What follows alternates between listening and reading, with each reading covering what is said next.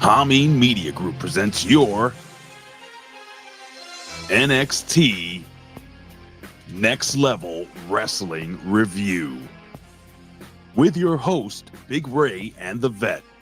So, are you ready?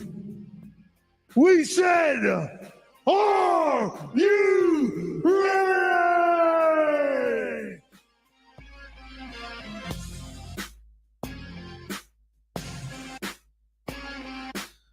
Ladies and gentlemen, boys and girls, and children of all ages, D-Generation X proudly... Oh, wait. Sorry. It's the wrong. Sorry. Good morning, good afternoon, good evening, good night, ladies and gentlemen. Depending on when you're listening to this, when you're watching this live on HMG or channelattitude.com. This is your Next Level Wrestling Review, your NXT review show, your Wayback Machine, your news gimmick. I mean, we do it all in one show, wrapped up tightly just for you, like the gifts you're going to get in Christmas and Hanukkah. It's coming up, by the way. Anyway, ladies and gentlemen, if you don't know who I am the reporter of the people. No, I'm the pundit of the people, the man with the plan, Big Ray, here to say to talk some lucha libre, which is your Spanish lesson for wrestling today. And ladies and gentlemen, I am not alone. I don't work with just people that are good. I worked with the best in the world. Ladies and gentlemen, is the one, the only, the Vet. He's a Rip Rogers guy. Yeet. The Vet. ECW. Rip Rogers guy. Ladies and gentlemen, he is gonna take it to the extreme. He's a Rip Rogers guy. It is the Vet, Jamie Williams. Good morning, Vet. How are you, sir? Oh, I muted you like an asshole. Stand by. Oh. Sorry, that was my fault. Why would you? Why would you ever? Because anyway, You how are you doing today? I'm doing great, but I feel weird because I know. I don't know what day it is, and this whole my schedule is off. But when you're the best in the world, you don't make excuses. There is no days off. There is no sick. There is no nothing. You have to be ready to go at any time. Anytime. Just like all the people that they probably gave phone calls to that used to work at ECW that didn't show up on the show last night. Like probably, I don't know. How about the Sandman, who I have it on great multiple source authority. His birth shoot name is Hack. It's just Hack on the birth certificate, on the driver license, no second name, no third name. Did not know that. But they call him the Sandman, and he was not there, spoiler alert, for anybody that didn't watch and is waiting for our review. I thought that he would be there. There was a point of the show, a part of the show where, let's just say the lights went out, and I was like, it's fucking Sandman. Or I thought we were going to see, Sabu. Or 911, or... Is he basically, he's not alive anymore, is he? I don't know. That's the thing. I don't know. They did turn the lights out for a lot of people, though, didn't they? Oh, boy. This was an interesting show, man. I mean, it wasn't terrible. I don't think it was terrible, man. But it was okay. It was all right. Different, which it should be, right? I think 911 is still alive. I'm still looking at him. Yeah, he's still alive, guys. Good for him. Spoiler alert, not on the show. 67 years old. God bless him. And I don't think he was one of those... Good. All you had to do was, you at any age, you can come in and just grab some guy by the throat and have him jump up and fall down for you. Right? Easy peasy, right? Yeah. He can do that until the day he does die, which I hope is a long way from now. He was a big son of a bitch, wasn't he? And he didn't, like I was going to say, he didn't look like one of those steroid guys. He just looked like a big son of a bitch, Let me see how big this guy was. He was 911. Let me see. He was also known as Big Al, Al the Sledgehammer and Tombstone. 6'8", 310 pounds, born November 27th. So his birthday's coming up. That's wonderful. He made his debut in 1999. He's from Jackson, New Jersey. Trained by Larry Sharp. Hey, I heard of him. I'd have heard of him, ladies and gentlemen. But yeah, man, this is a Thursday, and I got to tell you something. It's a different Ray. Thursday Ray is much different because Thursday Ray has actually gotten some sleep. Yes, you have enjoyed a full day off Yes. by this point. Yes. So now this is your second day off and Let me put the music full on. of energy and Go ahead, keep going. I'm done. Oh man, what a wonderful freaking day. Yeah, it's fucking sunny out here. What's the weather like where you are right now? I'm just curious. It is 45 degrees and sunny. It's 45 for real? Yes. It is 8:05 in the AM here on the West Coast. I have a yarn board, folks. You don't know about this. It's 70 degrees right now in November here and sunny here in New York City. Gross. I mean, I'm in Philadelphia, as you can see Oh, behind me. you're right. Well, it's probably the same up and down. Yeah, pretty much. But I'm happy to be here, guys. It was weird. I had missed doing the show. I was like yesterday. Not that I didn't have anything to do or anything like that, but I was like, shit, I could have enjoyed, doing the show, but I didn't. I didn't do anything yesterday except laundry. Great. Anyway, with that being said, ladies and gentlemen, we will be reviewing NXT 2300. That came live from ECW Arena, the original ECW Arena 2300, which I'm actually, again, sitting outside. Philadelphia is so bad, you see nobody in the streets. Everybody's fearing for their lives, but I have everything all set up out here. It's very nice. It's a nice little breeze. Got a little, there was a cheesesteak truck right over there, so I'll probably hit that up as soon as we go. Everybody's fearing for their lives. Did CM Punk grab someone? I think he did, from what I understand. But with that being said, ladies and gentlemen, why don't we do what we do every Thursday? Every Wednesday. We're going to have to... Acknowledge me. Acknowledge me. You're going to acknowledge me. You there, sitting at home. Acknowledge me. I'm going to keep this music going. I'm feeling this music today. I don't know why. It's kind of like a little bit of a West Coast thing going on. All right, let's do that. Yeah, I feel good. Ladies and gentlemen, let's start it off. What? Yeah, you know who loved ECW? Paul Heyman? Yes, but I was leading into what you were saying. We're obviously talking about our brother up in heaven, ladies and gentlemen, the man who got the gabagool, the one and the only Media M5. We love you, my brother. We'll never forget you. He's got the gabagool is actually very good if you get it the right, Italian bakery, which he probably hadn't much. I wonder how the gabagool is in heaven. It's got to be perfect, right? Well, isn't everything? Everything is perfect in heaven. Except this episode of NXT, which he would have probably been DMing me and complaining about as we speak. Oh, boy. Well, with that being said, ladies and gentlemen, let's jump right into it.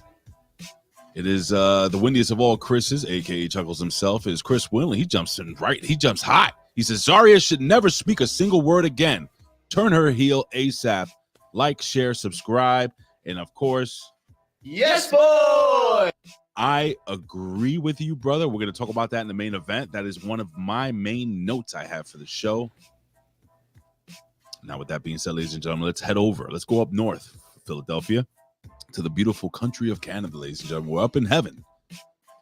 Well, not up in heaven. He's up in space, ladies and gentlemen. He's up in the space station. He's by himself. He's been there for quite some time. And ladies and gentlemen, he's learned how to drink his own pee. It's the one, the only, is the Canada Spaceman. What did he say there? I will not be listening to as NXT was 100% and Dynamite was 10 to 20% good. No opinions will change. And AEW crowd shouting, "What is lame?" I agree. Can't they figure something else out? Oh shit. Fat, can you do this? I gotta pick up. This is my doctor. Oh, see, these are the kinds of things we don't have to worry about on Wednesday. I'm serious. But we can pick it right up. So let's see. Okay, that's Tommy Media Group. We have Cold XX Blooded XX. He is with us. We have the handsome one, the dancing one, the slashing one, the handsome slashing dancing Dan Heffron. Heffron is here. Hope you all have your J12 shot. That's probably what Ray's on the phone about right now, getting his J12. He's making his appearance here in the chat just as he's getting himself prescribed to Ray right now. We have Grus512. What's up? Or is it Gruss? Or is it G Russ? Who knows? Let us know. We did not need hardcore hack last night. Bobbo, the mighty Bobbo, the greatest beard in all of HMG. Who mutes the vet? Exactly, Bobbo. See, that's why you are a smart man. We have Charles Alford, which is Charles the Hammer Evans, the legendary Charles Evans, Charles the Hammer. What's up, Charles? Thank you so much for being with us. We have Mr. and ruler of the world. Zane Vicious is here. Zane Vicious, how about that Ridge Holland veteran? How about him? He learned a wrestling hold, and we'll see what he did with it later on. What are they testing on Lab Rat, Ray? Dead Silence, testing Dead Silence on Lab Rat. Okay, well, Lab Rat is here. Thank you very much. The heart and soul of HMG, Gam Wolfers, is here. He's very happy about how in the hell are the Washington Commanders doing what they're doing? I don't approve of this. No one ran this by me. Oh, next we have, of course, my friend, Mike Martin. The great Mike Martin here. So he's got to go for a bit, but looks like he'll be around a little bit. We have the artist returns. Mr. Weaver to you. The artist is here. Always like it when the artist can show up. The one and only MSG, not Madison Square Garden, but Matt Schaffer Gage is here with a wrench. So y'all better cool it, or he's gonna wrench you. Let's see. Who else we got? What else we got? Oh, we got to do this quick before Ray gets off the phone. Scott Woodford is here. He's the most handsome man on all of HMG chat. So we're not going to disappear because I'm the only man that can counteract his handsomeness. And so we'll all remain where we are. Revamped Wrestling is here. He's not in a chatty mood.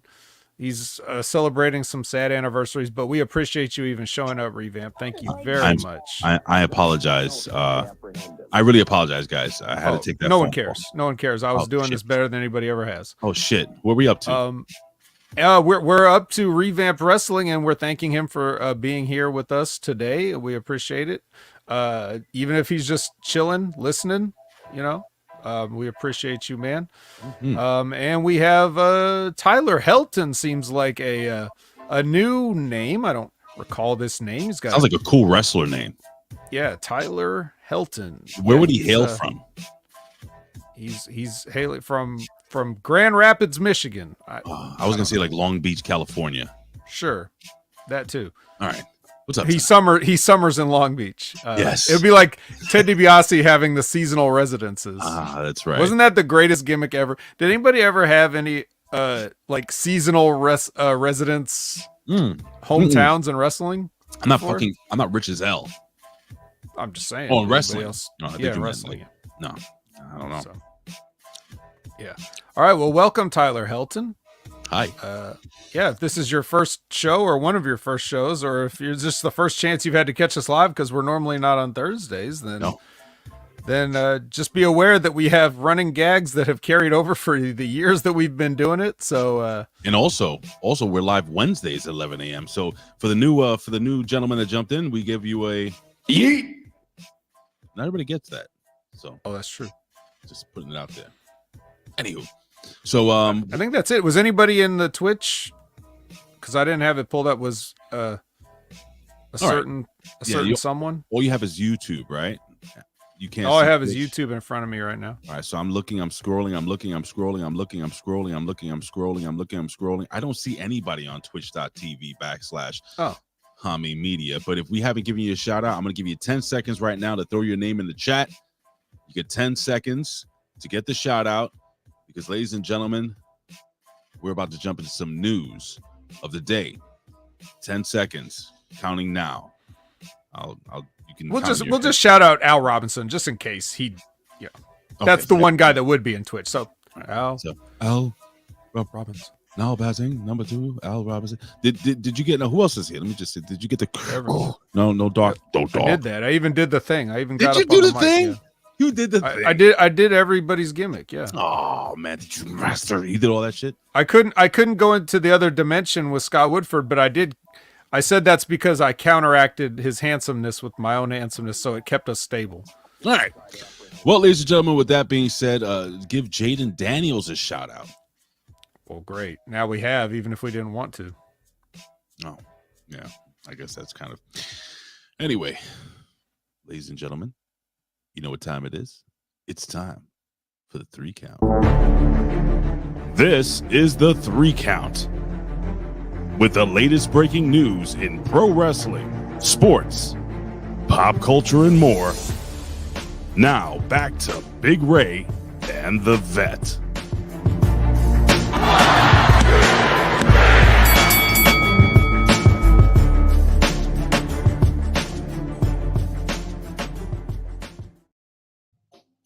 No, it is the news of the day, ladies and gentlemen. It is the news of the day.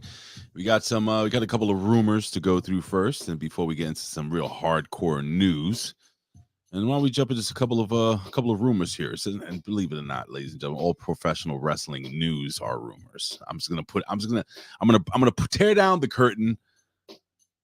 Just tell you the truth. Unlike any of these politicians, left or right, red or blue, doesn't fucking matter. They all lie. It's the truth. Yeah, remember when the WWE turned down AJ Styles' TNA Hall of Fame induction? Remember that? I hope you didn't pay money for that. I'm sure somebody did pay $5.99 a month, or how much is it? You know which one? Which letter I'm talking about, right? Jesus Christ. Anyway. All right, let's see what it says here. It says on an episode of Backstage Pass this week, Jonathan Coachman claimed that WWE balked on Becky Lynch requesting $2 million per year on a new deal. I don't know. Now Fightful jumps in and says they shot that down, saying that WWE and Lynch remain on good terms, and the company respects Lynch's decision to take time off. All right, so basically, apparently she wanted some money and she didn't get it. But the rumor is that it was $2 million, but I don't know. Who would you believe? Would you believe a guy that knows a couple of people from the business, a guy who's been working in the business for like 30-something years and was like a prominent member of the WWE for quite some time, probably has really deep connections with the company and Coachman? Well, check out the Coach and Bro show if that show's still going on. I'm sure it is, right? Oh yeah, couldn't have been canceled already. No, not yet, but bro. anyway, yeah, check Vince Russo and the Coach out. I would logically, because Vince Russo likes logic, right? Yeah. He says that all the time. Working from logic. Mm-hmm. Why would Coach need to put Becky Lynch's business out there unless he knows something? Did anybody ask Coach? Like, But if he's saying that, why would he say it? Why wouldn't he just say, "Oh, I'm not sure about any of that. I hear things here and there, but I don't know. That's up to them, and they got to work out. Like, why wouldn't he just pass that off?"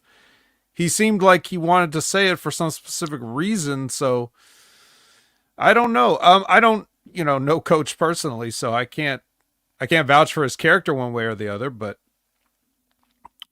I do find it odd that he would need to speak on it. I find it odd as well. That's why I kind of lean towards believing Coach more. But, who knows? Coachman also had stated during this podcast that Roman Reigns was earning $15 to $20 million and that Cody Rhodes is making about $10 to $15 million. That's it. Seth Rollins between $3 and $7 million. And then Fightful jumps in again and follows up and says that Rollins' figure is relatively accurate, but they couldn't confirm the other two. Of course not. I'm sure you paid whatever it is you paid. Well, how would they know? Is in fact Fightful source just Becky Lynch? Getting the direct numbers on Becky from Becky and her husband's numbers from Becky. Well, the Fightful source probably just got released recently.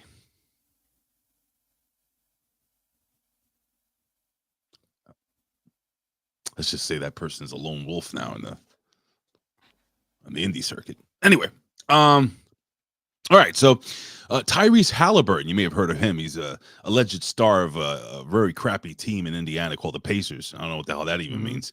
NXT superstar, Tyler. He'll be the second inductee in the NXT Celebrity Wing Hall of Fame, right behind Poppy.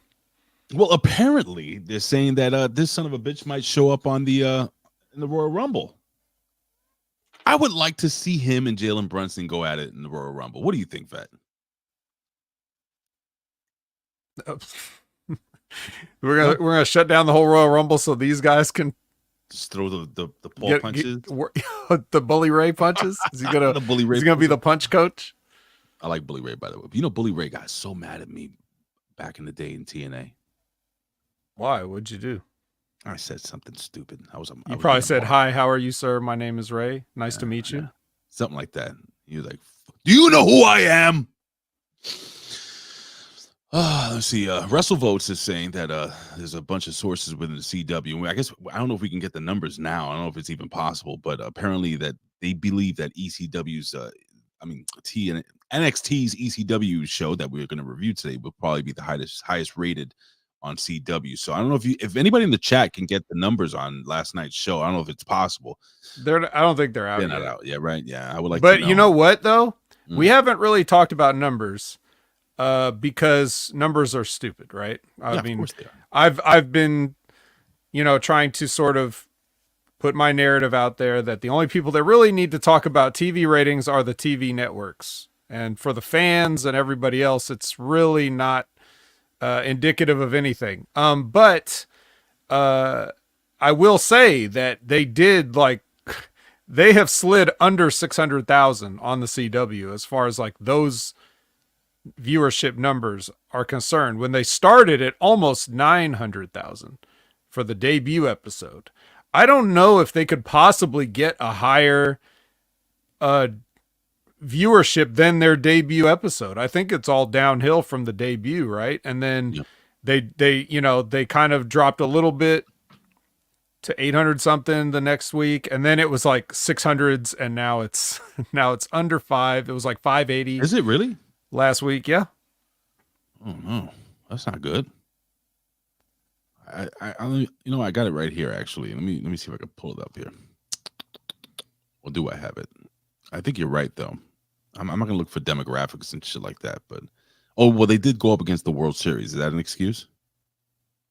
Could be. I don't know. I'm not gonna look at it. It takes too long. All right, well, it is what it is, brother. Regarding that, let's see. I mean, maybe they hit 1 million. If ECW could draw, they'd still be around. They would. That's true. So, anyway.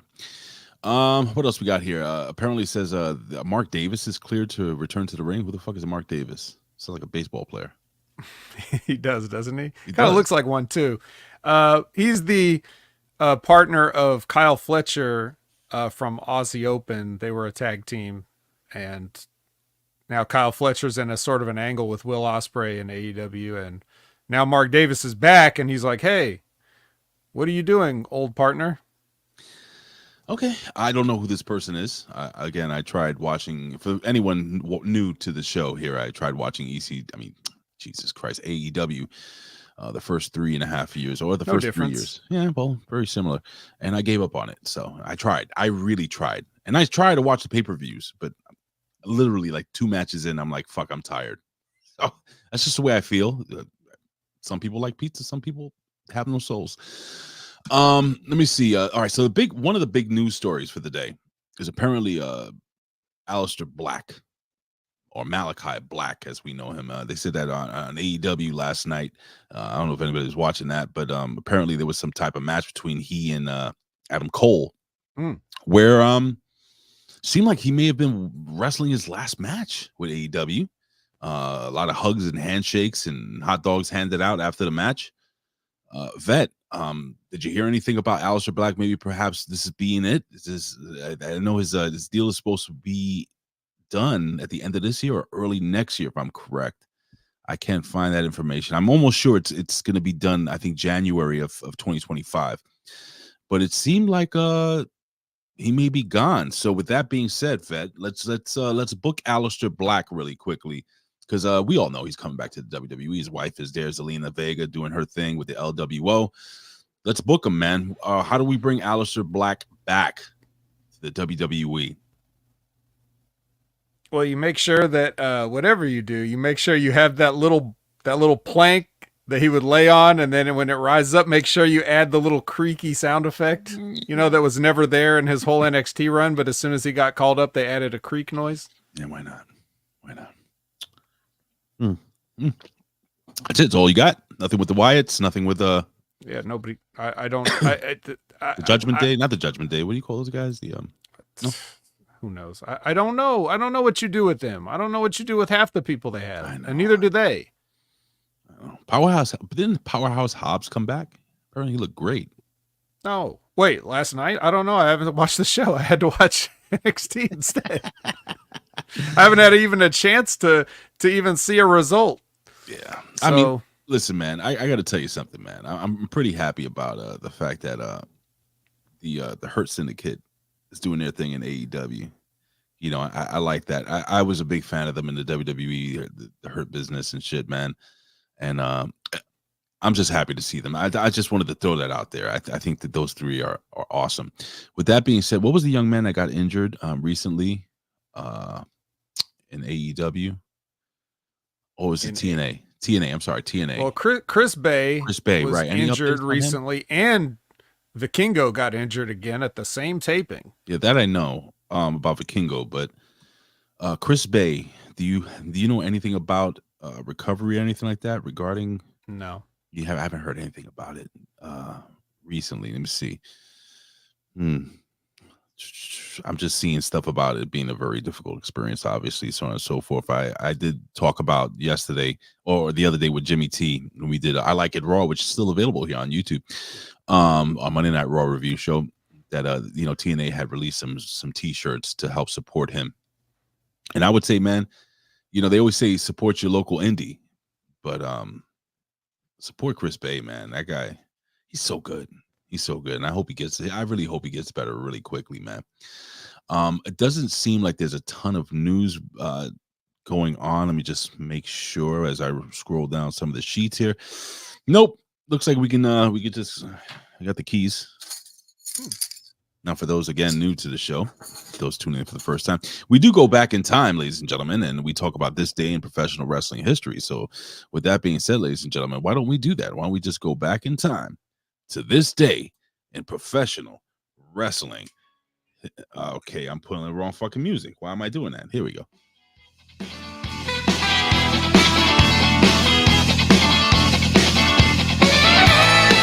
Will you stop?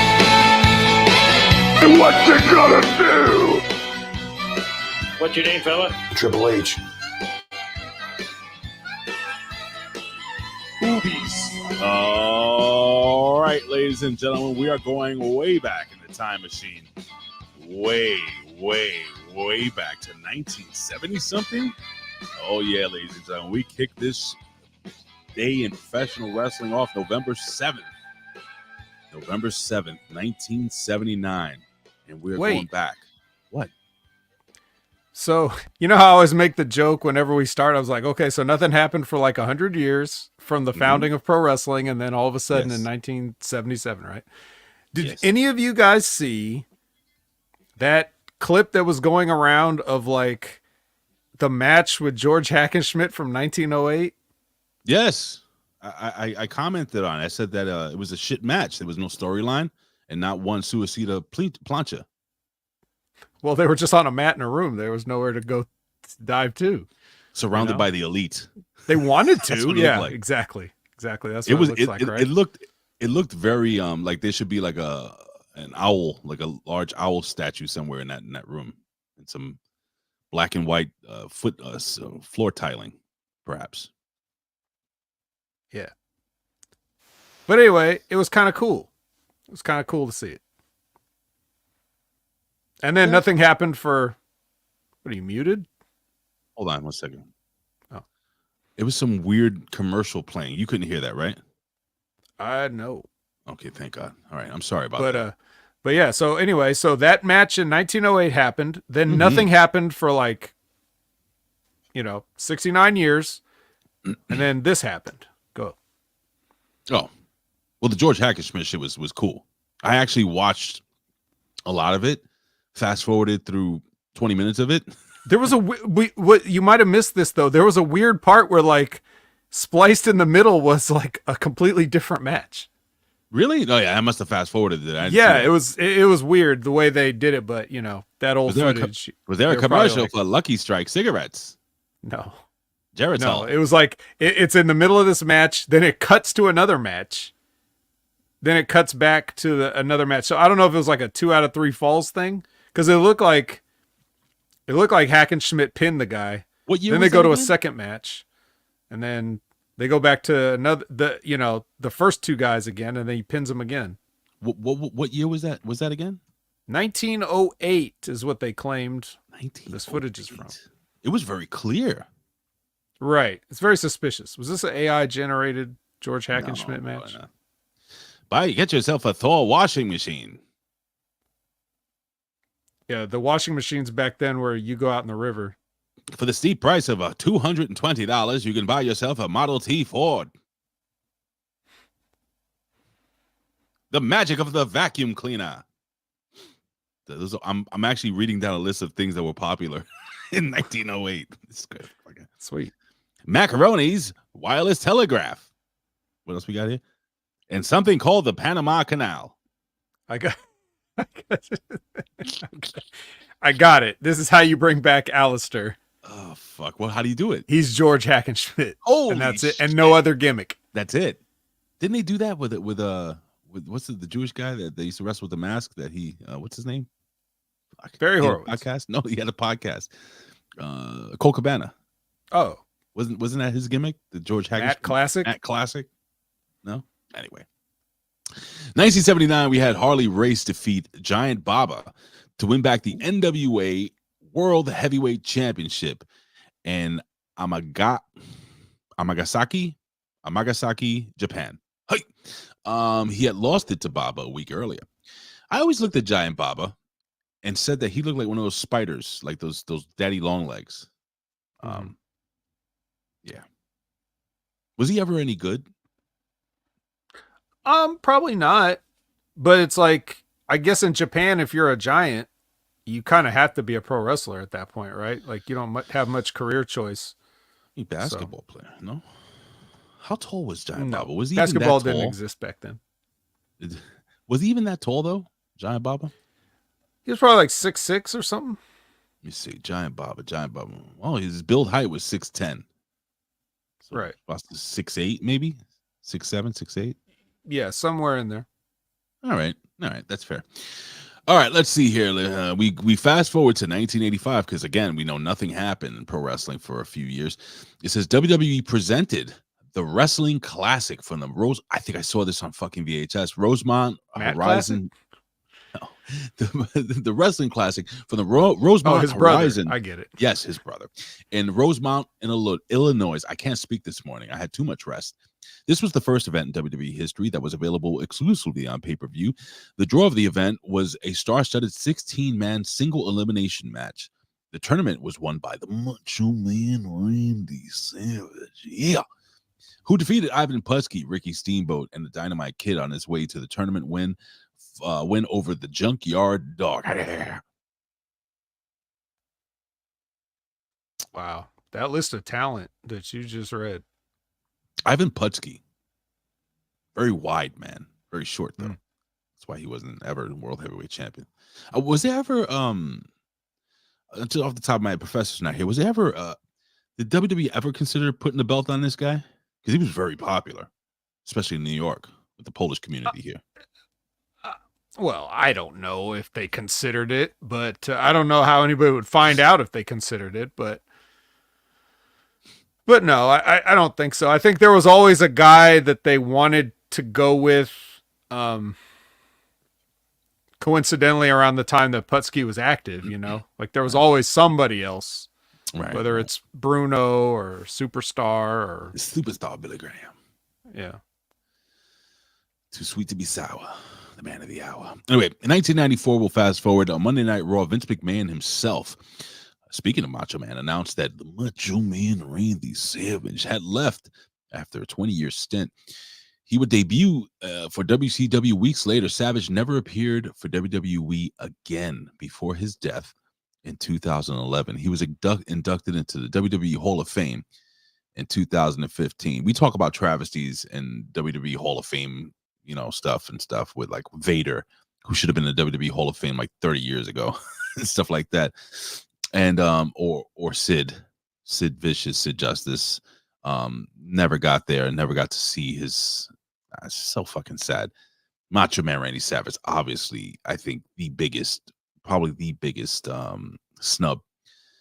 But yeah, man, do you remember that? I remember that Monday Night Raw, where Vince McMahon looked in the camera and just wished, Macho Man Randy Savage the best of luck in his future endeavors.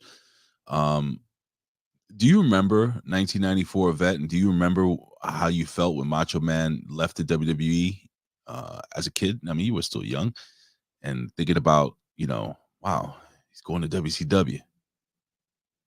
No, because this was in that window that I say most wrestling fans have, where they sort of dip out. Okay. So like during this time, I was aware of WrestleMania 10. So I remember that like he had a match with Crush on that show, but I didn't know about, of course, as a kid, you're not looking at all the behind the scenes. I'm not reading the Observer, when I'm a preteen or whatever. So I just take what's on television. Right. And I didn't see this Vince McMahon Monday Night Raw thing. I didn't know any of this. I wasn't watching WCW. I wasn't even aware there was anywhere else to go, really. Right. So to answer your question, I didn't really feel anything because I didn't find out that Macho Man was gone until I did turn back on WWF in 1995 and he wasn't there. I dipped out of wrestling probably for a solid year and a half, almost 2 years in the early 90s. Around the time that they had Duke the Dumpster Drosy and fucking Abe Knuckleball Schwartz and fucking Doink. That was all around this time that we're talking about. Right, but it started, but then it started changing because if you remember the NWO, that's when they fucking started doing that thing in 1995, right? 96. Was it 96? I thought it was 95. Yeah, the last Hogan match came over around 94 or 95. Hogan came over in 94 and, it was kind of, the business was kind of, like, yeah, we got Hogan, but it's not really lighting the world on fire. And Hall and Nash had their last matches in 96. So I distinctly remember. WWF, I mean. Yeah, I distinctly remember totally being turned off for wrestling when I saw the it was WCW and they had the fucking Dungeon of Doom gimmick. I was like, this is just the fucking worst thing I've ever seen, and I stopped watching wrestling. It was a group of friends of mine that we used to lift weights together, and they used to roll a TV into the weight room and watch wrestling, and they were telling me about like WCW and this whole NWO thing. I was like, what? So, very interesting. All right, let's see here. Let's fast forward. Oh, 1999, Vet. We're getting close to HD TV.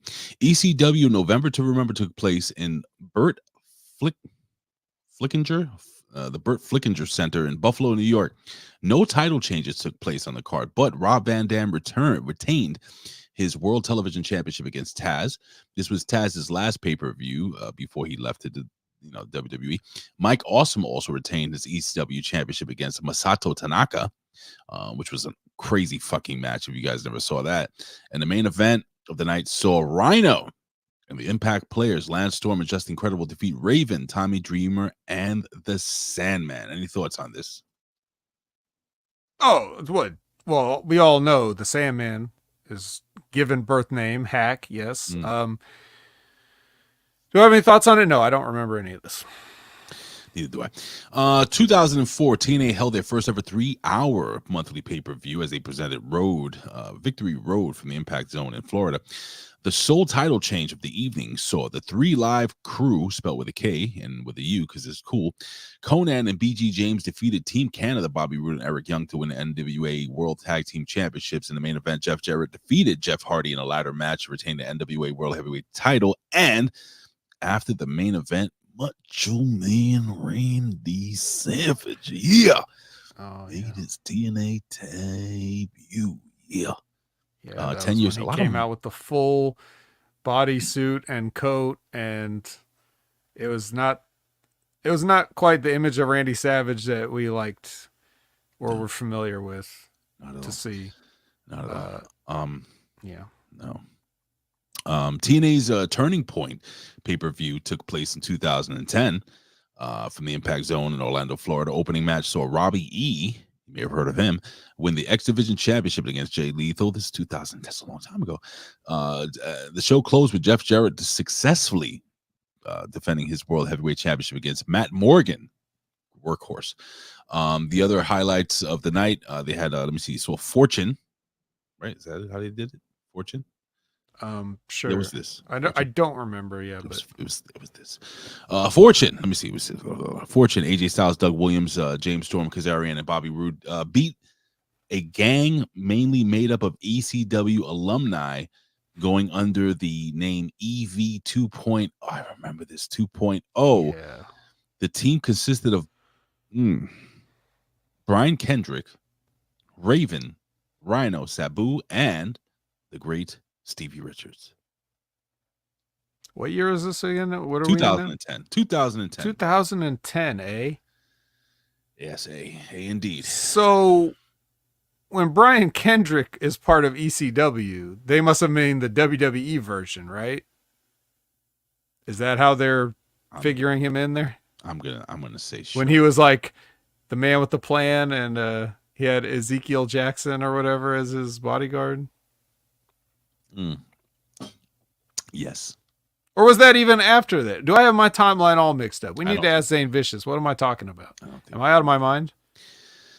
All right, now this is Vet's going to get really excited about this one because this is we're talking about some New Japan Pro Wrestling.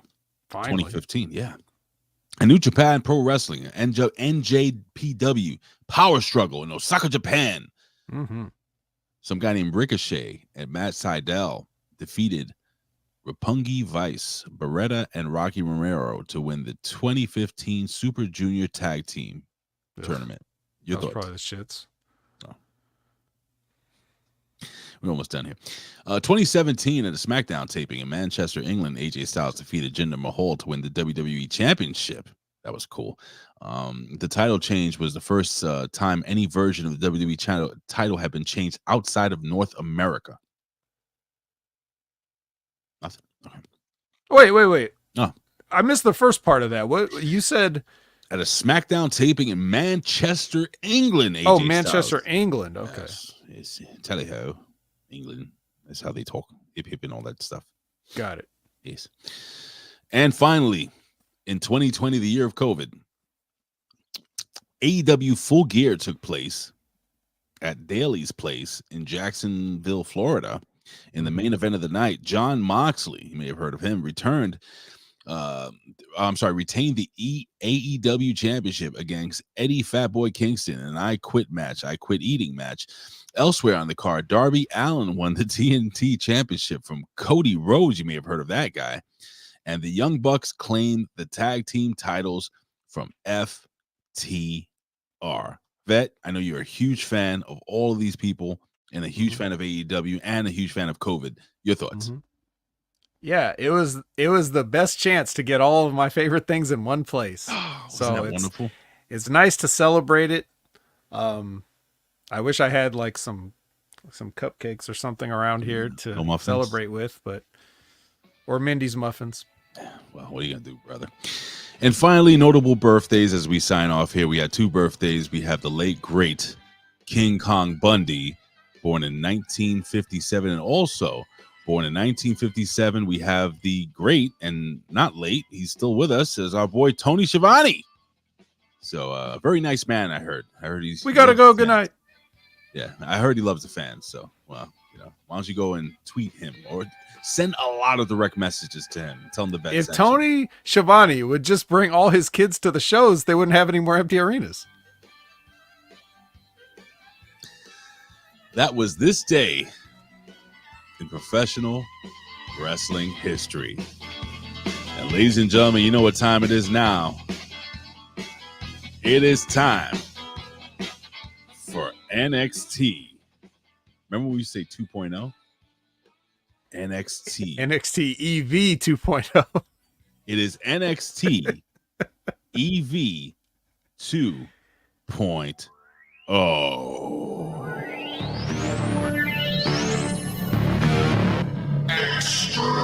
Oh yeah, shuck it, duck it, quack, quack.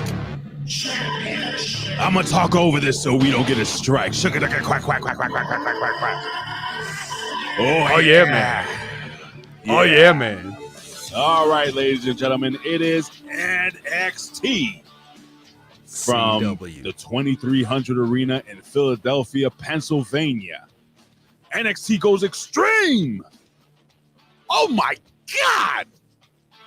We're here, ladies and gentlemen, live in Philadelphia as I sit out here. I think two birds took shits on me already. I feel the warmness going down my back, but it's fine. For those watching and listening on audio, you have no idea what I'm talking about. All right, vet. So let's talk about it, as Trick Williams would say. Yes, the champion Trick Williams would say that. Before we talk about it, I want to talk about, because you just did the Joey Styles just now. What? Oh my God! Mm-hmm. Man, did WWE do that guy dirty? Talk about it.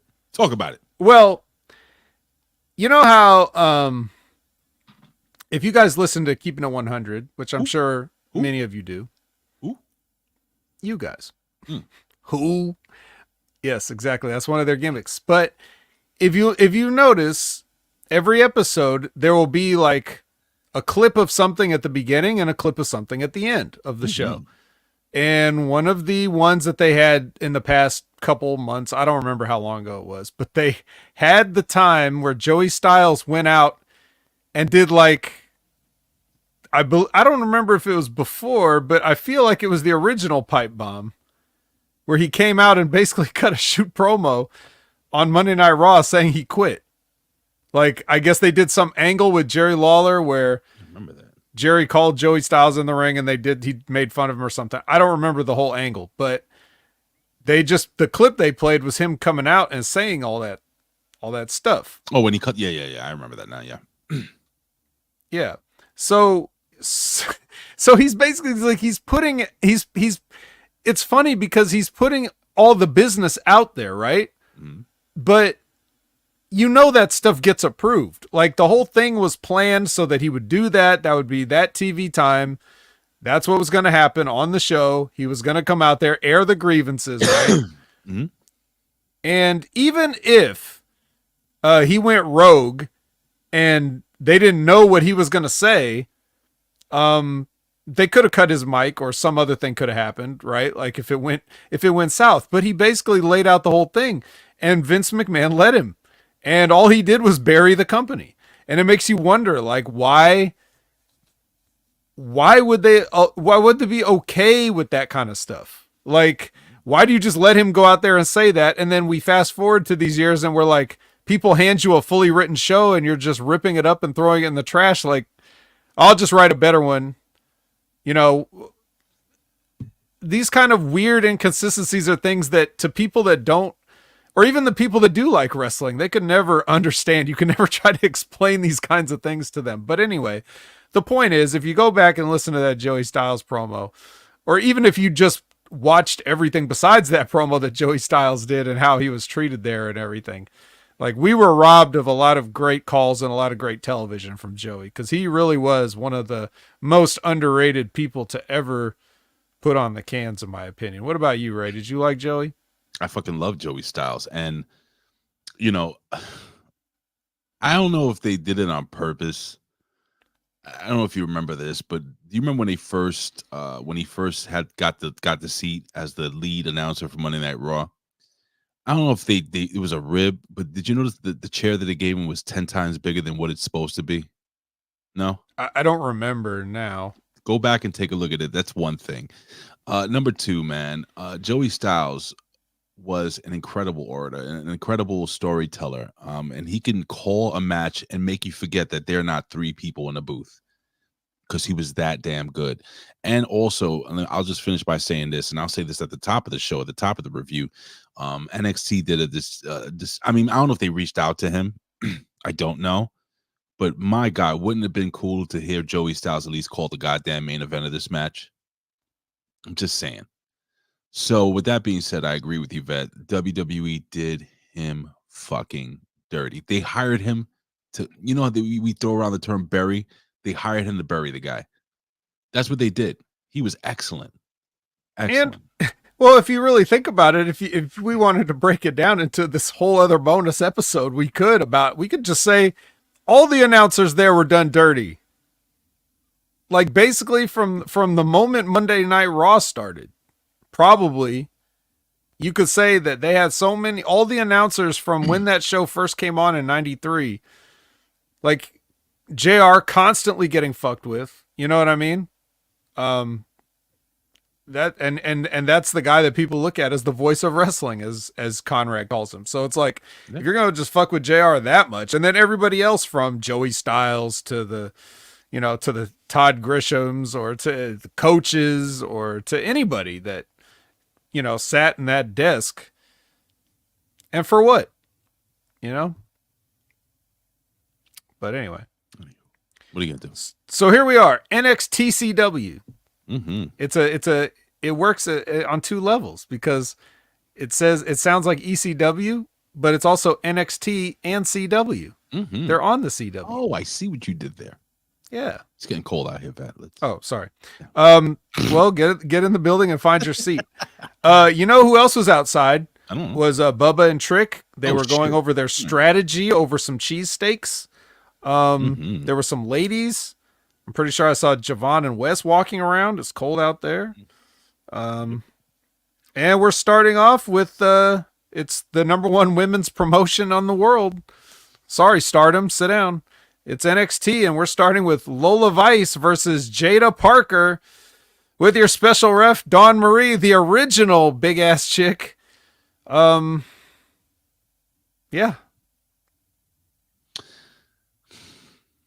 Okay. Nice to see Dawn Marie. I think she looked great. She was gassed. During this match. But what are you gonna do? How old is Dawn Marie now? I don't know. Who knows? 29. All right, sure. But with that being said, listen, it was a match between Jaida Parker and Lola Vice. Good to look at. The girls, they worked hard. I would say they worked hard. This is like I'm trying to be positive. okay, worked hard is code for this sucked. Okay, that's what I just want you guys to know. For pundits, for internet pundits, when they talk about how hard the people worked, it's usually they're saying this match sucked. I'm sure those girls are very nice people. They're very nice, beautiful, lovely, inside and out. Well, Jaida Parker. I'll put it like this. I'll put it like this, Ray. I swear, you know me, I'm not watching this shit, right? But it's on. It's on. I'm just not looking at it. So I look away from it. And when I look back, the ring looks like a fucking TLC match. All of a sudden, ladders have appeared. Yeah, it was nuts. There was just garbage everywhere. I was like, I just looked away for 1 second. Bro, there was 1 minute they're outside, and Dawn Marie's like, well, I'm not going to do anything, but I'll stand out here with you guys if you want. And then I turn around and like I'm getting my lunch together, and I look over again, and fucking TLC all over the place. That's true. Both girls do have GTA graphics there, Bobo. Huh. Oh.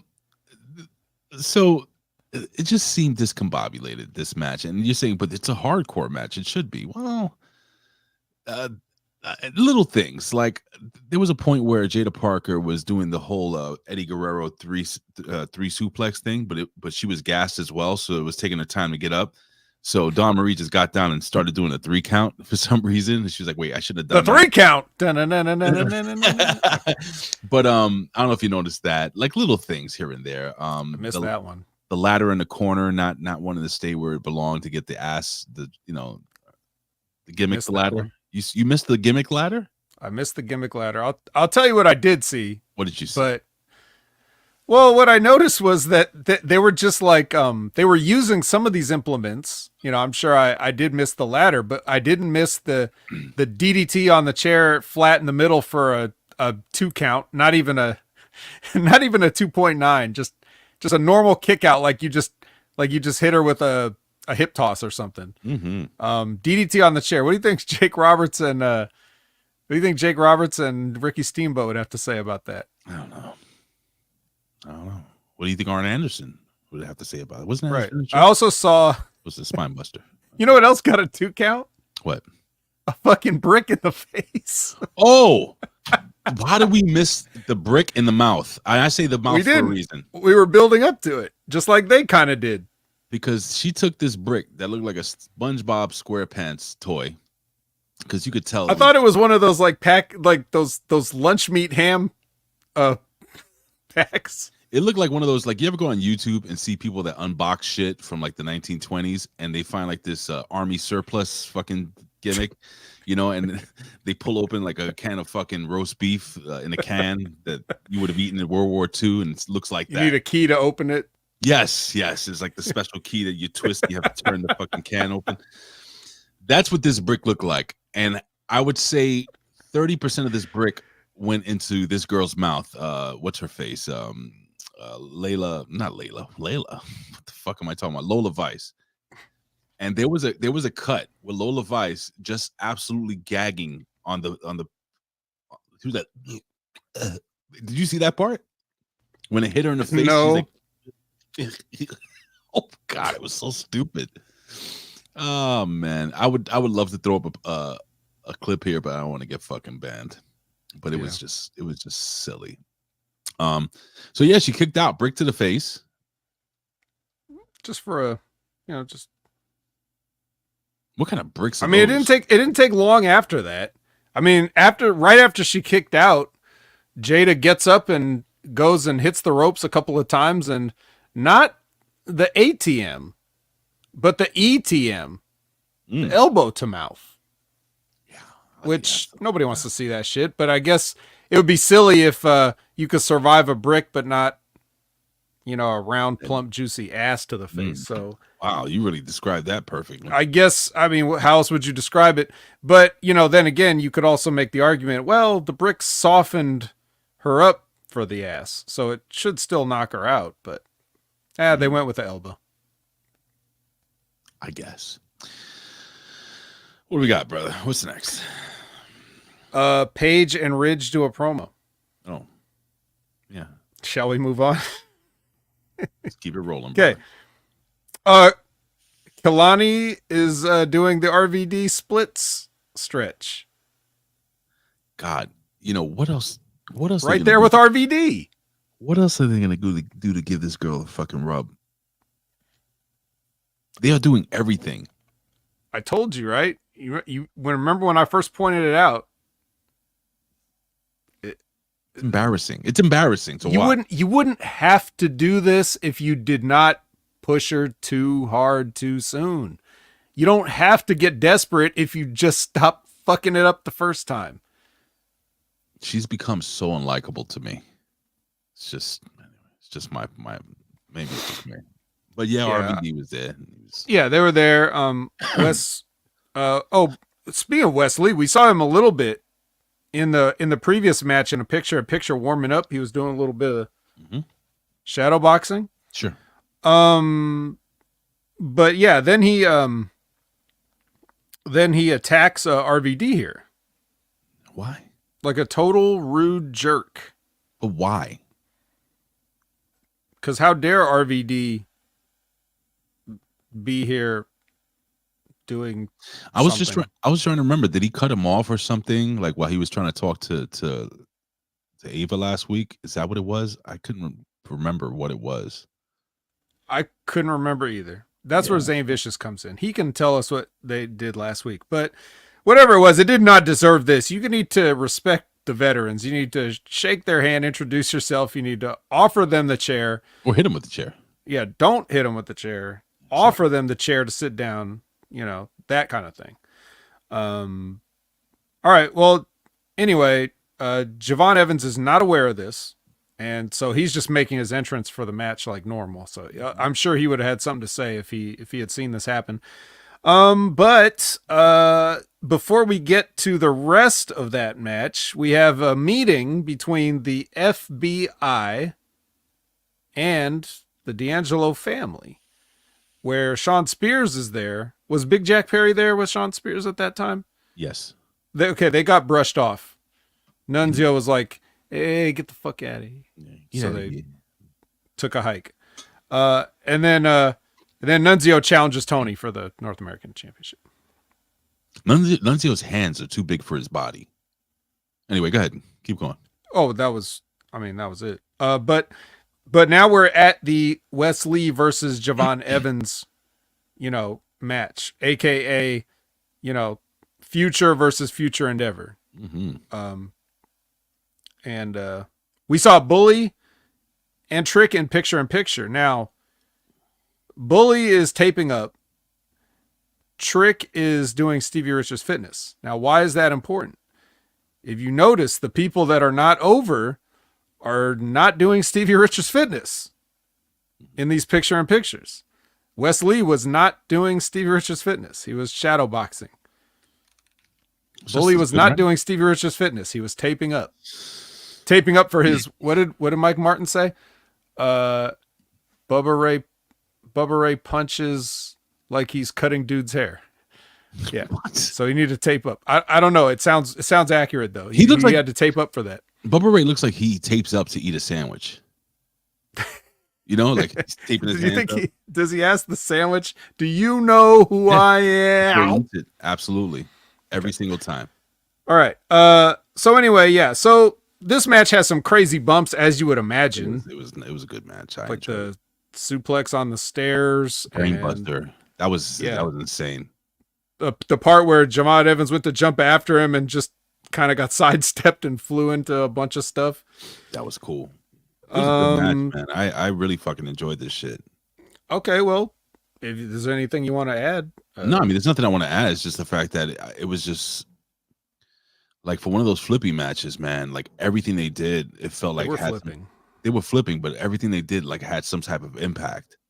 You know what I'm saying? Like it was like it meant something. I can't really explain what I mean, but yeah, man, it was really fucking good, man. I mean, that kid Javon Evans is incredible in every single way.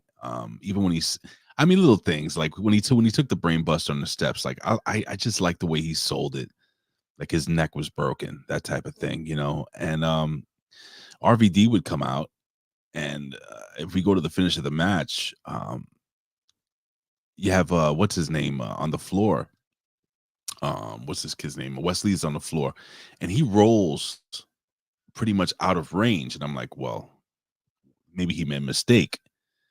And I'm like, oh no, this motherfucker's going to try to hit a 5-star frog splash from like all the way across the ring, which he almost didn't make it. He couldn't get the whole froggy part of it, but he got there. And it may have looked sloppy, but I still find that to be incredible. Like, Vet, let me ask you, how difficult is that to do? Like, to jump from one side of the ring diagonally across and land, like, as a wrestler, how hard could that be? Like, did you ever come off the top rope? Or were you like a middle rope guy with the yeah, middle rope elbow? At best. I could see you do that, but like, so how difficult would that be, man? So we trained in a 20-foot ring, just like because they wanted people to get used to the WWE rings, the contract, the developmental guys, right? 20 foot. And I remember thinking, like, watching on TV, it seemed like miles away. Whenever you'd see RVD or Shane do the coast to coast thing, I'd be like, wow, that's really far jump. I never attempted it, obviously, but when I got in the ring, it seemed a lot closer than it looked. But that's going horizontally. Like, going diagonally from corner to corner is a little bit longer.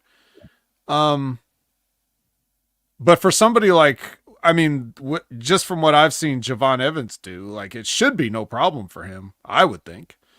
And he did hit it. So maybe I don't know, maybe he second guessed himself, and that's why it looked like that. But I would have full confidence that kid, if he really wanted to, could probably jump from one buckle and kick the diagonal buckle. You think so? I don't know. If he wanted to. But a lot of people were talking about Francine last night. Oh, I mean, she did look great. Just anyway, continue. so yeah, so he does get that frog splash, and he does beat Wes, and then I like how Rob Van Dam just rolled him out of the ring, like get the fuck out of here. Yeah. Just rolled him under the ropes and pushed him out. I thought there would be more between the two. You know, I thought Rob Van Dam was going to hit the Schnabitz, what do you call it, the frog splash, but he didn't do that. So he's like, they don't pay me enough, man. You know, they didn't pay me enough for this appearance. But neither here nor there, man. Solid fucking match. I was into it the whole way, and then we get into whatever happens next, and I wasn't so into it.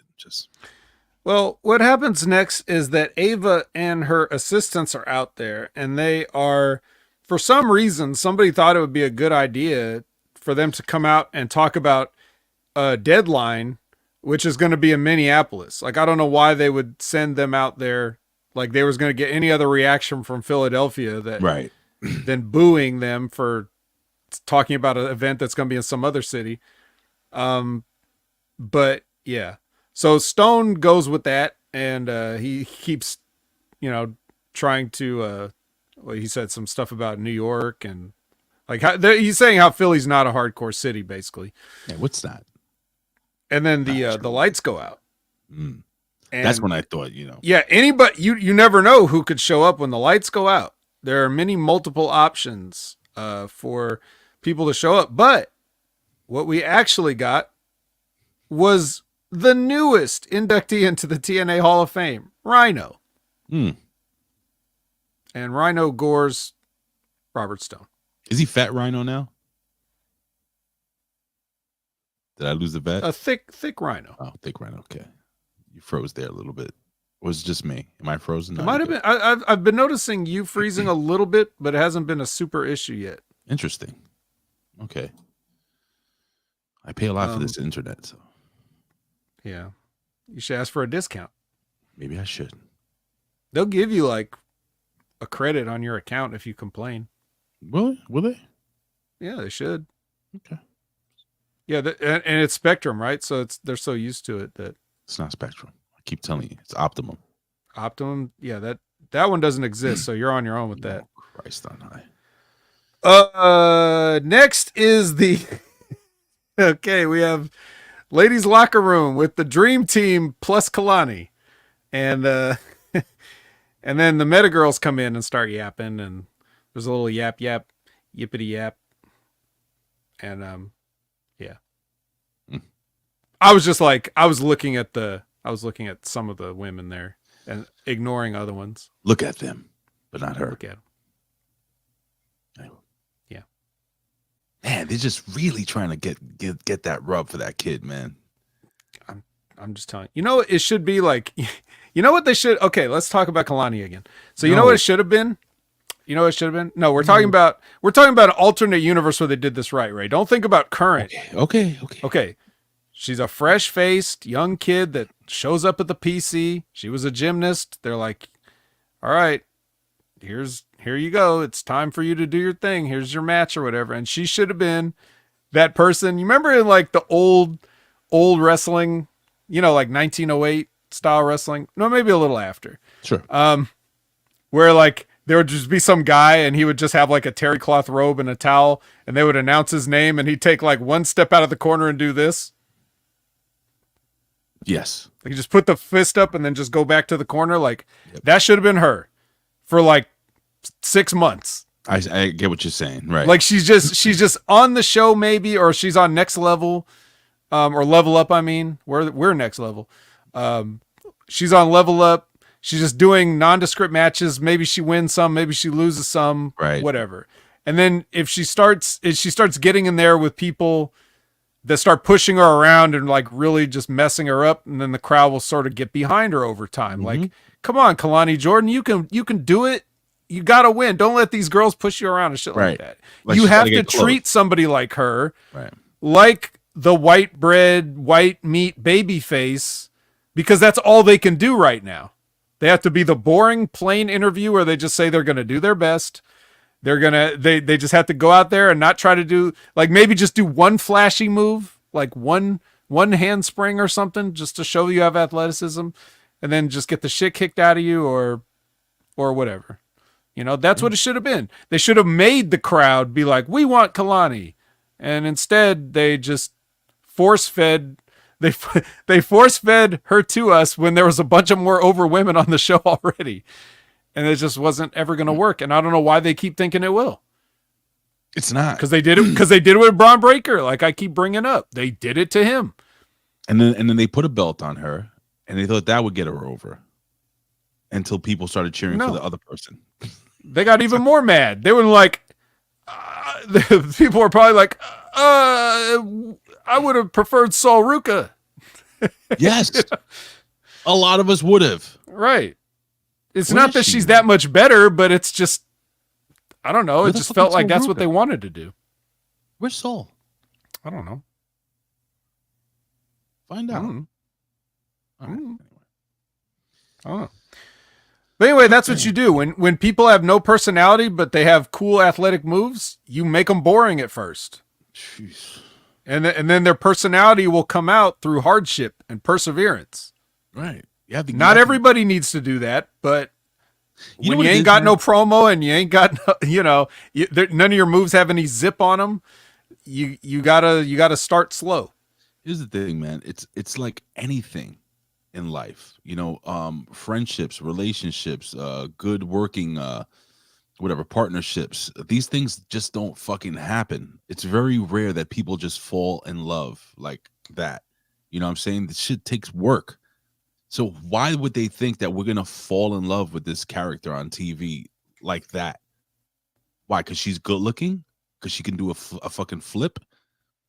I mean, if you look at her, she's prototypically, you would say that she's probably what you want in a WWE Women's Champion or a wrestler or something like that. Sure. Beautiful, classy looking, great body, tall. I mean, she's got it all, right? Young, athletic. But one thing she doesn't have any fucking charisma. If there's one thing she doesn't have, it's everything. It's just ridiculous. Like but all great points by you today, Vet. You're on. You're better. You're more on today than usually on Wednesday. What's going on? I don't know. Más o menos. But más o menos. Best in the world. Hold on. You speak Spanish? No. That's Spanish for no. No, it's Spanish. Spanish for no. All right. So anyway, now that I've gave them their free, well, it's too late now. I don't know if they can put the toothpaste back in the tube with her, but whatever. Let's move on. Ethan and Ridge, the Ultimate Team, enter, and then we go to break, and then we come back with Trick's entrance and Bully's entrance, and then we get the tag team match. Do you have any thoughts on the main body of the match? Nothing special. It was a match to get to just get a what do you call it, a pop from the what do you call it, a nostalgic pop. There you go. It was a nostalgic pop match. Anything during the match, Bully Ray did throw those terrible punches. I noticed that. I was looking for those. Did the cat paw punches. Just trying to think. No, nothing really sticks out to me. Who went over? Oh yeah, well, I'm gonna say this again. I'm gonna continue saying this until you guys fall in love with him. So, Ridge Holland, ladies and gentlemen, he is slowly becoming one of my favorite parts of NXT. I don't know. You know what's happening? It's happening organically. And the motherfucker is growing on me. I'm starting to believe in who this character is developing into. And I told you guys, I think last week or the week before, I fucking love his theme song. It just kind of fits him and who he is. I never thought I thought Ridge Holland would be gone. No, I don't know. Maybe something wrong with me, Vet. I mean, do you not see something different in Ridge Holland? Or do you see the same old Ridge Holland? Or I see something. There's it's just Ridge Holland. I've seen, but that's the thing. I was not down on Ridge Holland as much as everybody else has been. So I watched Ridge Holland since he showed up in NXT UK. And here's what they did in NXT UK. Because much like Kelani Jordynne, they were like, okay, we're going to dress you up in some charisma because you're just some guy. So even though he was jacked or whatever, so imagine Ridge Holland as he walked out here, right? Like he jacked, oiled up guy, right? Good looking guy. Looks like he beat somebody up. But then they gave him that little jaunty cap and the big long wool coat and the little billy club. Like, all right, go out there. So he's just an oiled up guy in trunks, but he's wearing a hat and a coat with the billy club. So automatically you're just like, what is this guy, a fucking cartoon character? You can't take him seriously. Right. He looks stupid. Then he had a series of unfortunate incidents, which was, number one, he caught Oni Lorcan on that crossbody and his ankle snapped. If you remember that, back during empty arena wrestling, right? Then he ended up, Ricochet ended up breaking his nose in the ring on SmackDown. And then, of course, he paralyzed Big E for a brief time. Thankfully, Big E is back up and around and looking healthy and good. So, so that ended up with a happier ending, but it was a lot scarier when it first fucking happened. Mm-hmm. But all this time, I mean, I've seen the potential that was there from the first day, but they made him look like a goof from the start. So now that they're giving him a little bit, more of a serious treatment, this is where he should have been at, but the progress has been slowed. You know what? He could have even been further ahead by now. You know what, Vet? I'm going on record here. You ready? Okay. Let me get my notepad. Mm-hmm. I like Ridge Holland. All right, there you have it. November 7th, 2024, 9:17 a.m. Pacific time, noon 17 Eastern time. Don't. This will be on the TJX thing that we do for this day in wrestling history.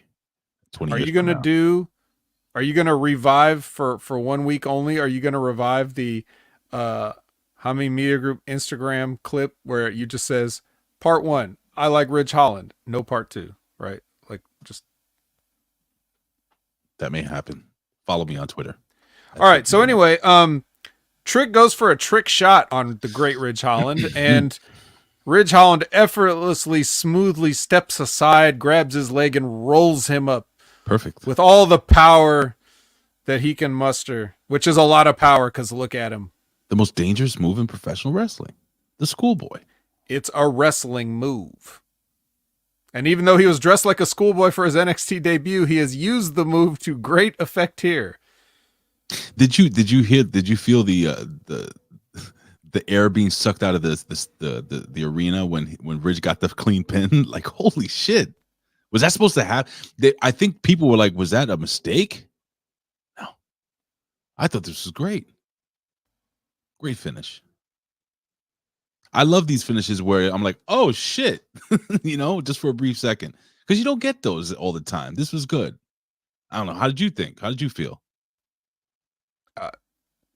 It was, for me, watching it fast speed and everything, it's kind of hard to gauge the temperature of the room. So you're saying that they were completely deflated by this move. There was like a little gasp, like.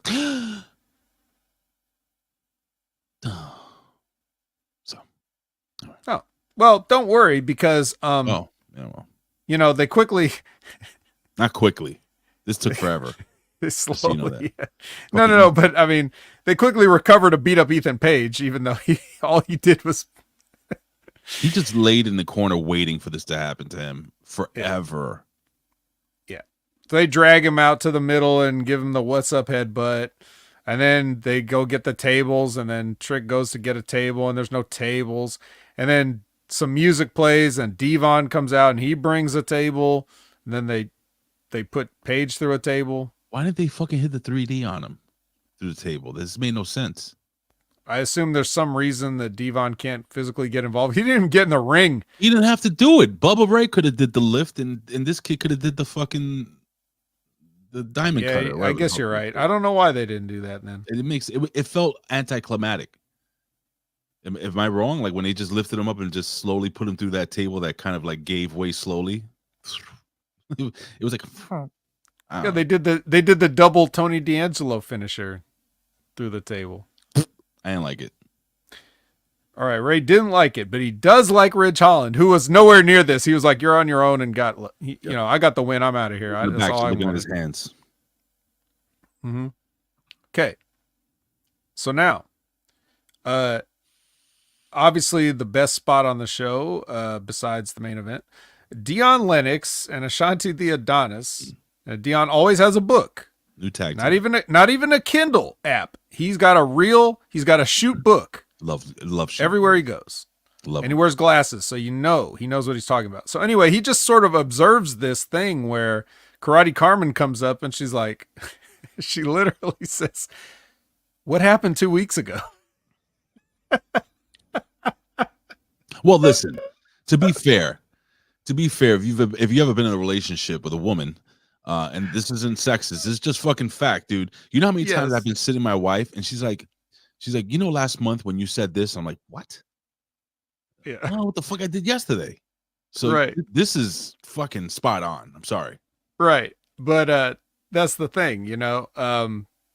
She had 2 weeks. She could have confronted him, but she waited until this TV segment to do it. Well, but anyway. No. I'm not gonna let you off the hook with this one, because also, do you know how many times I pissed my wife off 2 weeks ago and she doesn't mention it for 2 weeks and then all of a sudden she brings it up? They be holding on to shit, brother. Come on, vet. So like if you forget to take the trash out and then 2 weeks later, she does now what you're talking about, you would expect her to come up and the next time something happens between you, she'd be like, "Yeah, well, that's why you didn't take the trash out 2 weeks ago." Yeah, but does she come up to you apropos of nothing and she hasn't seen you all day and she says, "What happened 2 weeks ago?" Does she do that? It's happened. It has happened. Yeah, bro. I'm kidding. Like crazy. So, like out of the blue shit. Like, I'm serious. Look, you guys know I talk about why I love her so much. She's in the room. She's right there. She's in the building right now sleeping. But the fact of the matter is this: there's times that and maybe it's a guy thing, because you know we don't fucking think. Maybe it's me. But there's times, man, that she'll just come up to me like, you know, I didn't appreciate what you said in August, and it's like fucking October. Oh, what? So yeah, I've had that happen, like the old booby trap. All right, women have. But here's another wrinkle to this whole thing. Oh shit! They're not dating. They're barely friends. Not yet. That we know of. Is that normal behavior? I mean, it's one thing if your wife just constantly nags you at all random times of the week, year, month, whatever. You know, I've been in situations where I've been with a girl, let's say, that likes me and we like each other, but then, you know, like we're not dating or together or anything like that. This is back in the day. And then I just forget to return a phone call, or, you know, they're not my priority because they're not my girlfriend. And she'd be upset, like, you know, "Hey, you know, I texted you like, you know, last week, but you never replied," that type of thing. Or was I supposed to? I don't know, man. Well, the real thing that I'm pointing out with all this is just the joke of that we couldn't even fit in Carmen on last week's TV show to say what happened last week. We just have to say what happened 2 weeks ago. That's very fair. And it sounds awkward, but anyway, yeah, whatever. So they're basically doing this whole, you know, he loves me not, she loves me not type deal. And I really think that this is because they think they're going to draw the normal demo that CW gets by doing shit like this. But let me just tell you something. If you're a 12-year-old girl and you tell the 12-year-old girl wrestling's on, most of them are just going to be like, "Okay, no thanks, bye." Yeah. They're not going to watch it just because you do one angle like this. Are they trying to redo the last, what was the show called? The Dance, the movie with the white girl and the young black kid, and she starts learning how to dance hip hop, I guess, and they fall in love. Step Up? Is that it? I don't remember. There was so many movies in the fucking early 2000s like this. So yeah, sure. I don't know. Yeah. The family is walking, and then we have a promo from, I could call this group Fatal to Roxy's Career. Mm-hmm. Is that a good name for this group? I'll take it. Okay. And then we get our, hold on. I seem to have accidentally scrolled down. Nunzio with Tony Mamaluke versus Tony D. Forget about it. This doesn't take long, and it shouldn't.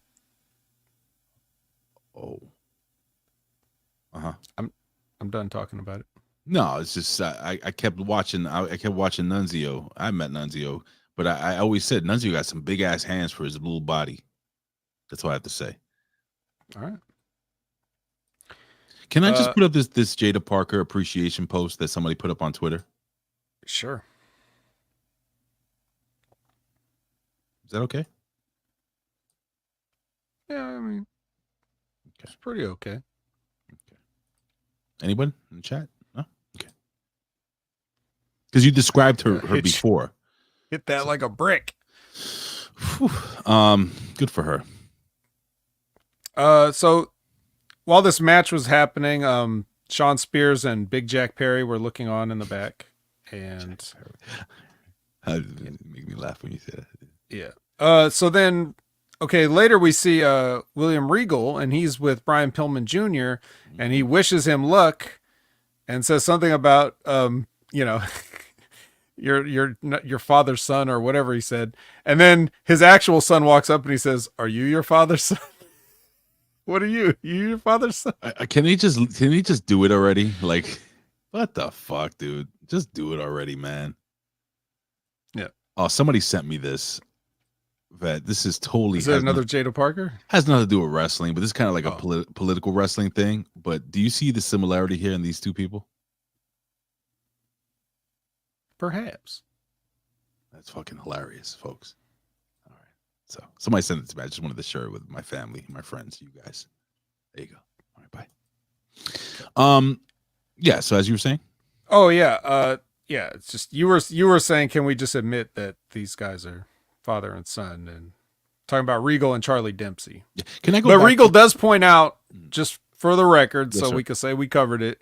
Regal does point out that he thinks it's time for Tavion and Miles to go after some tag team. And I agree. I like them both. Can I just go back really quickly to the Guido match? And I just wanted to put over that I love the whole cross. You know, when he got put up. Oh yeah, when he gets put up in the move that Bubba and Trick used to put Ethan Page through a table. Yes. Yeah, he did the cross. He went one. He went 1, 2, 3, 4. Smack. Now throw me down. So it was perfect. Perfectly done. What a pro, man. What a pro. Guido looks great though. Doesn't he look great? Great little Guido. But doesn't he look good? Yeah. He looked fantastic, Guido, man. God bless him. Guido, he runs a security company in Florida. Yeah, he's a good guy. So remember when he was a referee for all those years? He was. Guido's top notch. If you ever run into him, say hi. Tell him Big Vito sent you. Speaking of top notch, we get a Nikita Lyons promo sponsored by Progressive Insurance. Make of that what you will.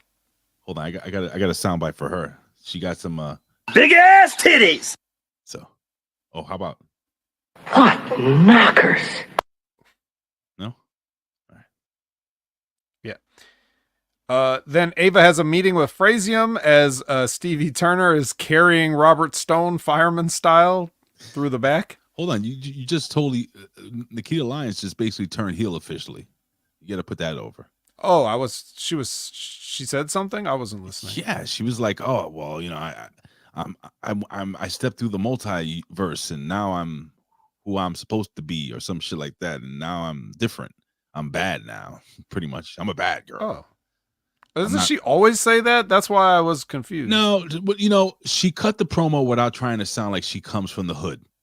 She just talked normal for the first fucking time. She didn't leave it like this. She didn't pull a Kamala Harris. You know how she changes, like, you know, you better thank her, you member. She didn't do none of that shit. She was like, listen, I'm a bad person now, so this is what's gonna happen. I'm gonna kick ass. So yep. Bubba punch. The Bubba punch. Anyway, for those that didn't watch last week. Okay, so good catch there. To me, I just thought Doesn't she always say this? She didn't say anything different. No. She's officially heel, and apparently she's going away from the urban slang gimmick, like her tone. I was like, yeah, you know, I'm down with this. Shut the fuck up. Talk like you were raised by a rock star, a rock and roll person, right? Wasn't it? Allegedly. What was her mother, like a school nurse or something? I don't know what the hell was. She just said a groupie, so that could have been maybe. Oh Lord, her mother was a whore. I believe they prefer the term groupie, but yeah, or like the great JBL said about Rosettes, about JFK, that he loved the gimmicks and he loved the Rosettes. Yes. So did you like how they put the results like in the subtitles? It said results. He said Rosettes. Yes. That's everything about that was pure genius. That was great, man. Speaking of pure genius, Francine is in the crowd. Oh my goodness, how great does she look? Mm-hmm. It's like all over social media. People are just like, wow, Francine. And she's like, how dare you? I've had a podcast this whole time. People have been seeing me. Tito. All right. So now it's time for the main event. Jesus. As Mark Henry would say. First we have the heel women make an entrance. And by the way, why, with everybody doing all this, all these women and all this, like the sexiness all over the place, why is Cora Jade trunks are like, they're like a period diaper or something? Like, why is she so, what was she wearing? Listen, this is sexy right here. Look at this. That's sexy. Cora Jade's my God, she looks so good. Cora Jade's diapers. Is that what she was wearing? Diapers? Were they diapers? It looks like that she has a special set of trunks for that time of the month, because it wasn't like her ass was hanging out like it normally is. That what? You're so honest. I calls what I see. Oh, God, as Gam Wolfers might say. Yeah, it's just weird, dude. But anyway, yeah. So that all happened, and then the Dream Team comes out. You know, the real stars, and then and Kelani Jordynne, and then they get into the match. And the match itself, I mean, they could have done. They were too fast. They did a lot of stuff that they didn't even need to do. Right. Like, for example, that spot that people do where like it's like this is like a 10-woman tag, and then they have the spot where everybody gets in the ring and faces off and starts fighting. Like, right. They either shouldn't do that at all, or they should do it like right before the finish, because you can't just go back to having regular wrestling after that. After you get everybody hyped up for like, the bloodlust in the ring or whatever. You can't just go back to arm drags. Or I was going to tell you that, like you said, that should have just spilled out all over the arena. You wanted to have like a crazy moment. Just the referee just fucking slimps. Like, you can see the referee throw up his hands and just leans up against the ring post and just watches them, and they're fucking fighting everywhere. No count. He's just like, remember how back in ECW there was no count outs. The referee would just kind of let shit go, and they even mentioned how they were gonna let shit go. And he just throws up his hands. Oh, fuck this shit. I don't get paid enough for this type of thing. And these girls just beat the shit out of each other all over the arena, everywhere, all over the NXT, the ECW arena. They didn't do that, man. And I thought that was something that a missed opportunity. But even though we opened with a TLC match and a bunch of other bullshit, but this is an ECW show, like, basically. I get it. I get it. So, I don't know. Anywho. But, either way, they didn't do any of that. They did what they did, and then they went back to having a regular match. And a lot of the stuff they did was wrong and bad. But you know what? I wasn't paying attention or critiquing any of that. I was just looking at, them. I'm going to go to and just bring this back up. This is at 7:13 a.m. Eastern Standard Time. Chris Winland. Oh, I thought you were going to say you like Ridge Holland. I do like Ridge Holland, but Chris Winland said this before we talk about the finish of this match. And Chris Winland said, ZARIA, again, I'm going to reread it, should never speak a single word again, turn heel ASAP, like, share, subscribe. Yes, boy! I so agree with you 1,000%. Like whatever aura she had come out with prior to her, actually getting on the microphone and being friends with the other girls and shit. This character of who she is should not be cool with anybody. Now she should have her own little corner somewhere. She shouldn't change in the locker room. She should be backstage at all times, like in the dark and fucking in the boiler room. What the fuck? She should not be around anybody else talking like with her cool, fucking Jimmy T, dialect or whatever. Seriously. Like, man, oh man, like what the fuck? I think did they kill her already by having to open her mouth so soon? What do you think, Fed? I'm serious. She's from Australia and we're all friends here. Yeah. Shut up. They didn't need to do that, but it wasn't like she had a microphone in her hand and the spotlight on her or anything. She was just in the backstage area. No, man. Jimmy, you know what I'm talking about, Jimmy. Jimmy's like, what? I said Delta shouldn't be fucking talking. I agree with Chris Winland. She should be a silent assassin. No friends, no allies, nothing. People come up to her and be like, hey, can you help out? And she'd be like, yeah, just walk away. I don't know. Okay. So it's just my opinion, man. I'm not a good. Yeah, well, the meta girls come down and try to get another look, and then the goddesses take them out, and then ZARIA takes out Jordynne Grace by accident, but then takes out Dark Roxanne on purpose with her F5 and wins the match. Oh my God. Another champion was pinned tonight. Mm-hmm. Both champions were pinned. Yep.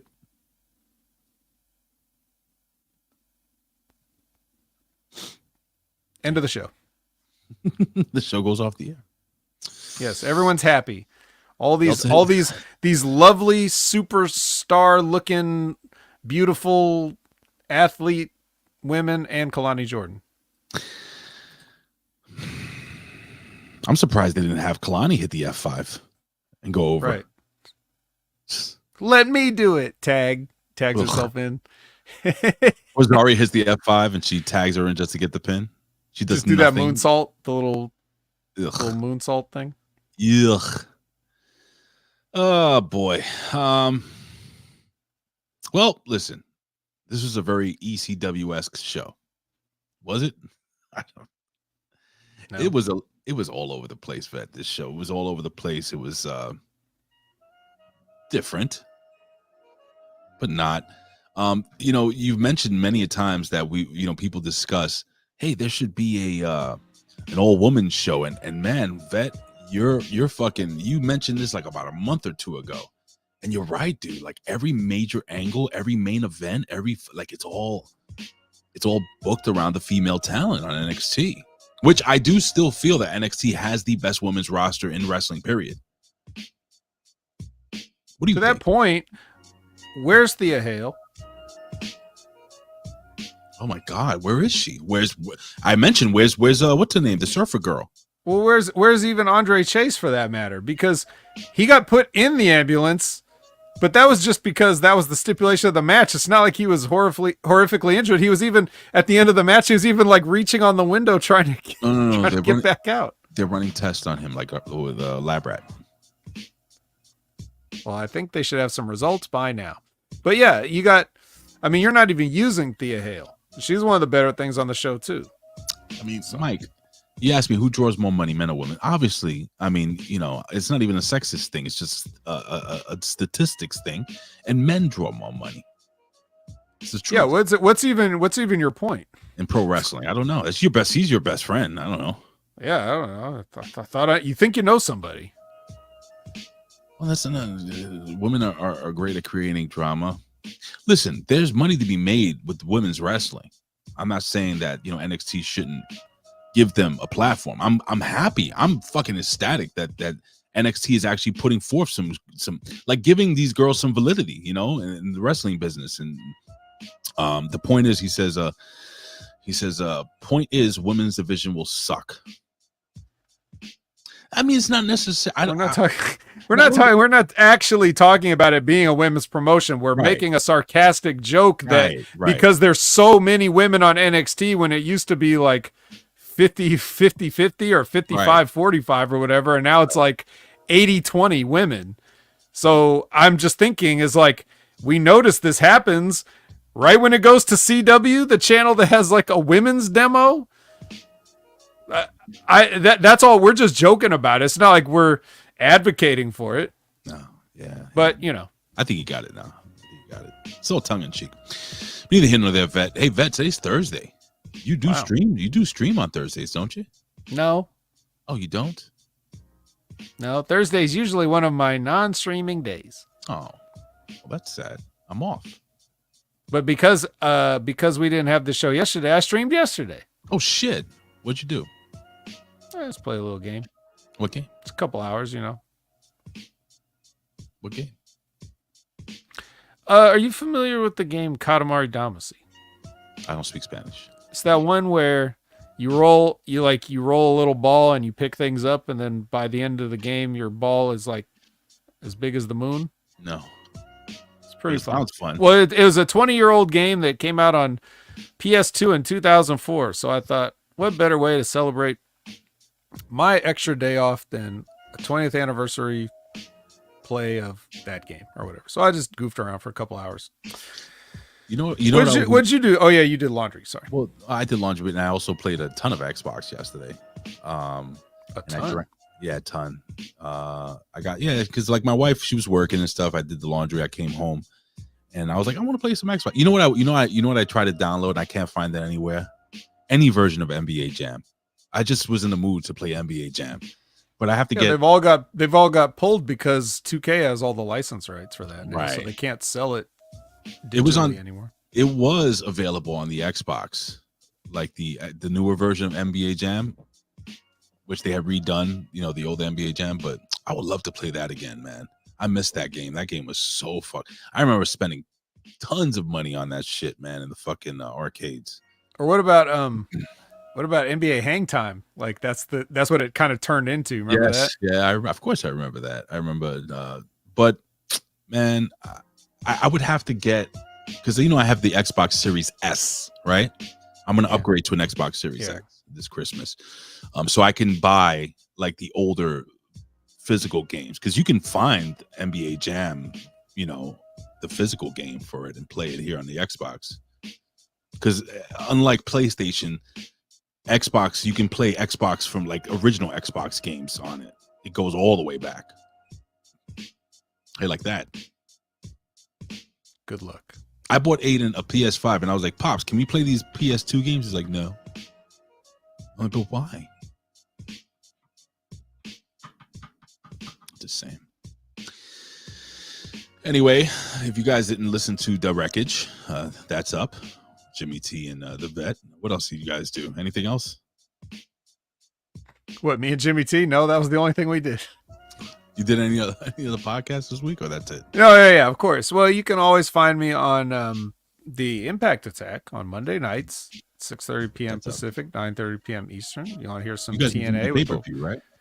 Jordynne Grace crossover. Pay-per-view was that was last week's.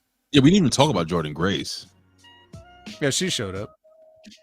It's funny how we knew this because of the last week, so we assumed the Dream Team includes Jordynne Grace.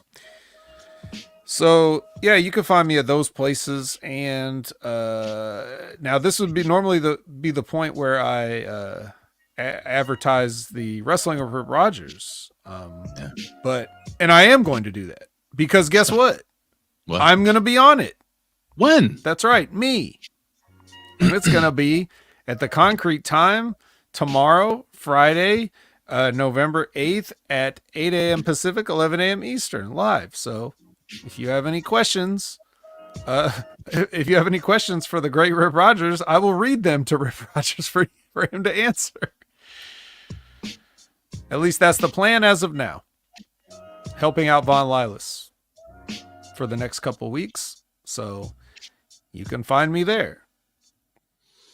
As they are on their journey to 12,000 subscribers. Mm-hmm. We might get him that day. Who knows? A little over 11,000. Good for them, man. I love Rip, man. He's a fucking character. Good guy. Yeah, man. Listen, guys. We're here every Wednesdays usually. It was cool to do this on a Thursday. Again, you know, I Like It Raw. It's still up. If you guys didn't watch it with me and Jimmy T, check it out, man. It's up there. And a bunch of other stuff, man. Listen, man. I just wanted to say one quick thing about Jordynne Grace. For me, I thought that, you know, in a ring full of superstars, she kind of stood out to me, even over people like Delta, or whatever the hell they call her, ZARIA now and stuff like that. I think Jordynne Grace is amazing. And I didn't like her at first, but she's grown on me, just as Rich Holland. Also, I'm going to say something regarding, this is just me, regarding this whole bullshit with the elections and everything like that. Don't lose friendships over who somebody voted for. Like, I'm seeing a lot of people saying some negative shit to each other on both sides, and it's just, that's why I kind of stepped away from doing shit like that. You know, because I genuinely feel that, you know, who you vote for should be something very personal. And if you want to root for somebody, yeah, it's cool, man. But don't lose friendships. Don't lose, you know, don't stop talking to your family because somebody voted for Trump or somebody voted for Kamala. Who the fuck cares? Honestly, these people don't even know your name. You're just a social security number to them. And I want you to really think about that. And I'm being honest now. I may put over the fact that I'm more of a conservative or this and that, but the truth of the matter is that the only people you should care about are the people closest to you. And I just want to really put that out to you. So with that being said, I hope you guys have an amazing week. I hope you had a nice hump day yesterday. And I hope that you have a great Friday tomorrow. And I hope you have a fantastic weekend. And we'll see you here next week for the Next Level Wrestling Review on Wednesday, 11 a.m. Eastern Standard Time. And I'll be here with Jimmy on Tuesday, God willing. So that's it, Vet. If you have anything to say, brother, we are out of here, brother. Anything? Oh, he just salutes. Kind of a little smirk there, thinking about the two ladies that were wrestling. You know who his favorites are, right? Yeah, he was thinking about Kelani Jordynne. Oh yeah. No, so it's Stephanie and ZARIA. Kelani Jordynne and Jasmine Nix. Oh yeah, Giulia. Look at her. We out, guys. Peace out.